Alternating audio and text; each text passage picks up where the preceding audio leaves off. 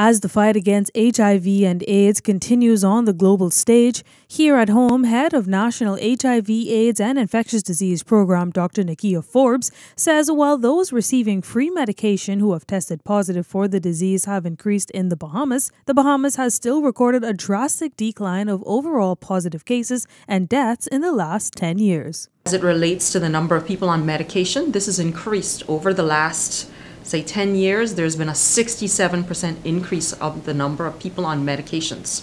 We're also seeing that this is very effective, and AIDS cases are going down, that people dying of AIDS we're making some strides as it relates to that. There's been a 39% decrease in people who are dying from AIDS in a 10-year interval.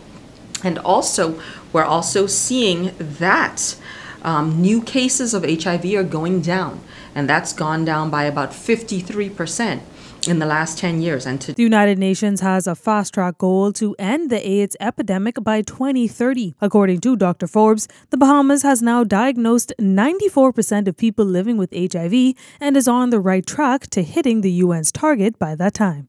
So by 2030, we want as many people who have HIV to know their status. What is your HIV test result? Is it positive or negative? We want 95% of people to know their HIV, that they're living with HIV, and be diagnosed by the year 2030. So we aim to diagnose 95% of people living with HIV, because certainly you can be HIV positive. If you don't have a blood test, you will feel perfectly fine. You will not know that. And that's the first step to getting into therapy, to getting on effective, available, free of cost medicine in the Bahamas.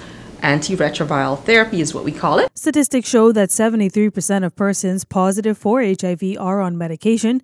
And while Dr. Forbes notes the Bahamas has made great strides, she emphasizes we must still close the gap even to further get closer to 100%. Now, helping people know their status and getting them on medication is only half the battle.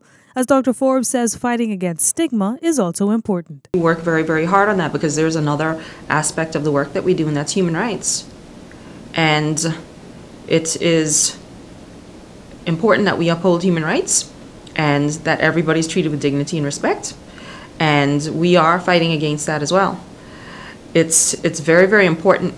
And we do need to continue to raise awareness about the facts of HIV transmission.